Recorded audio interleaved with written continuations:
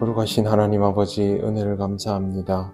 오늘도 우리에게 새 아침을 주셨사오니 하나님 앞에 기도로 나아갑니다. 우리의 기도에 응답하시고 우리는 하나님의 뜻을 헤아리게 하옵소서. 예수님 이름으로 기도드립니다. 아멘. 찬송가 330장 하나님께 찬양드립니다. 어두운 밤 시대리니 내 직분 지켜서 잔이슬 맺힐 때에 일찍 일어나 해 돋는 아침부터 힘써서 일하라. 일할 수 없는 밤이 속히 오리라.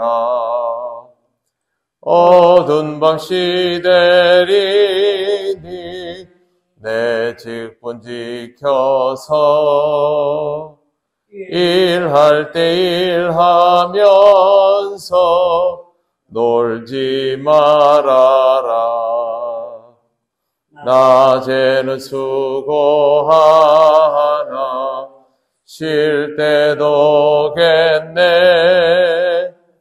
일할 수 없는 밤이 속히 오리라. 어두운 밤 시되리니 내 직분 지켜서 지는 해 빗긴 볕에 힘써 일하고 그 빛이 다하여서 어둡게 되어도 할 수만 있는 대로 힘써 일하라. 아멘. 하나님 말씀 베드로전서 4장 17절입니다. 다 같이 봉독하겠습니다. 하나님의 집에서 심판을 시작할 때가 되었나니 만일 우리에게 먼저 하면 하나님의 복음을 순종하지 아니하는 자들의 그 마지막은 어떠하며. 아멘. 그리스도인이 고난을 당할 때 부끄러워하지 말고 하나님께 영광을 돌려야 하는 이유는 심판이 다가오고 있기 때문입니다. 심판이 다가온다면 모든 것의 기준은 심판이 됩니다. 그리고 이 심판의 주관자는 하나님이시니 우리가 하나님의 뜻을 따르는 것이 수치가 아니라 영광이 될 수밖에 없는 것입니다. 본문에서 하나님의 집에서 심판이 시작된다라고 베드로가 말하고 있는데 하나님의 집은 어떤 의미일까요? 그냥 쉽게 하나님 나라라고 생각할 수 있지만 헬라어를 번역해보면 이 집이라는 단어 오이쿠는 복음서와 사도행전에서 하나님이라는 수식어가 붙지 않고 그냥 하나님의 집이나 성전을, 즉 교회나 성전을 가리키는 용어로 사용이 되어 있습니다. 그렇다면 여기에 나와 있는 하나님의 집이라는 말도 하나님 나라가 아니라 교회를 의미하는 것이 됩니다. 특히 바울은 하나님이 계시는 성령의 전을 성도들의 공동체 또 성도 개인으로 그렇게 보았습니다. 에스겔 9장 6절에 보면 선지자 에스겔이 하나님의 심판이 성소에서부터 시작된다라고 예언합니다.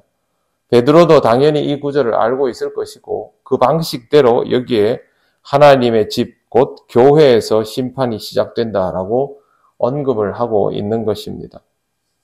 이 부분은 우리가 당연하게 여기고 또 잊지 말아야 할 부분입니다. 심판의 순서가 하나님의 집에서부터, 즉 교회에서부터 시작된다. 믿는 자들에게서부터 먼저 시작된다라는 개념을 가지고 있어야 합니다. 예수를 믿는다는 것은 심판에서 열외가 된다는 뜻이 아닙니다. 똑같이 심판을 받습니다. 거기다 하나님을 믿기 때문에 그 믿음에 합당한 인생을 살았는지에 대한 판단을 매우 구체적으로 받게 됩니다. 하나님을 믿지 않는 사람은 무지함과 하나님을 거부한 것에 대하여 근본적인 심판을 받고, 하나님을 믿는 사람은 하나님을 믿는다 하고 나서 하나님을 알고 나서 어떻게 살았는지에 대한 심판을 받습니다. 만약 하나님을 알고 나서도 순종하지 않았다면 결국 그것은 하나님을 기만하는 일이 될 것입니다. 물론 하나님께 순종한 사람은 하나님 나라에 이르고 칭찬도 받을 것입니다. 중요한 것은 모두 다 심판을 받는다는 데 있습니다. 이렇게 심판을 시작할 때가 다가왔다라고 하면 우리는 영적 긴장감을 가지고 살아갈 필요가 있습니다. 또 의인이 겨우 구원을 받으면 경건하지 아니한 자와 죄인은 어디에 서리요? 하나님을 믿는 자가 구원을 받는다고 해서 그 사람이 의로워서 구원을 받는 것이 아니라 죄인임에도 불구하고 하나님을 믿기 때문에 그것을 의롭다 칭하여 주시고 그의 삶이 인정받음을 통해서 구원을 받는 것입니다. 그렇다면 경건하지 아니한 자와 죄인은 설 데가 없는 것이죠. 명백히 구원받을 수 없게 됩니다. 구원은 하나님의 은혜로 받게 되는 것입니다. 또한 심판은 피할 수 있는 것이 아니기 때문에 하나님을 믿는 것 이외에 다른 길은 존재하지 않습니다. 이미 우리는 하나님을 잘 믿고 따라가는 사람들이기 때문에 이것에 대해서 크게 염려할 일은 없습니다. 하나님의 뜻대로만 살아간다면 하나님께 우리의 삶을 내어 맡기면 되기 때문에 그렇습니다. 신앙생활을 하다 보면 우리 주변에 하나님을 믿지 않는 사람들도 참 많이 보이고 그들의 삶이 우리의 삶보다 더 나은 길로 가는 것이 아닌가라는 방황을 하는 시절도 분명히 한두 번씩은 옵니다만, 그럼에도 불구하고 마음이 흔들리지 말아야 할 것은 우리가 가야 할 길이 정해져 있고 하나님께서 정하여 놓은 길이 있기 때문에 그것이 합당한가 아닌가만 살피면 됩니다. 우리의 기준은 언제나 하나님이십니다. 그러므로 하나님께 맞춰가는 하루하루의 삶이 될 수 있도록 하시고 다른 것들은 신경 쓰지 않으셔도 됩니다. 오직 하나님을 다시 만날 것을 기대하고 하나님에 대한 믿음을 흔들림 없이 유지하면서 그렇게 살아가시기를 바랍니다. 기도드리겠습니다. 하나님 감사합니다. 우리에게 어떤 길이 있는지 다시 한번 확인시켜 주시니 감사합니다.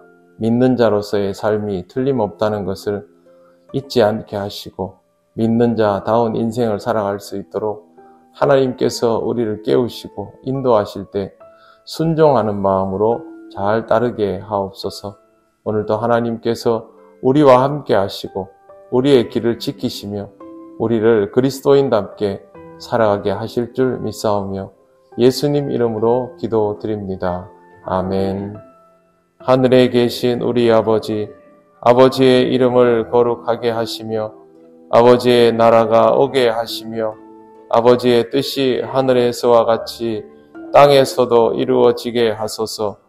오늘 우리에게 일용할 양식을 주시고 우리가 우리에게 잘못한 사람을 용서하여 준 것 같이 우리 죄를 용서하여 주시고 우리를 시험에 빠지지 않게 하시고 악에서 구하소서. 나라와 권능과 영광이 영원히 아버지의 것입니다. 아멘.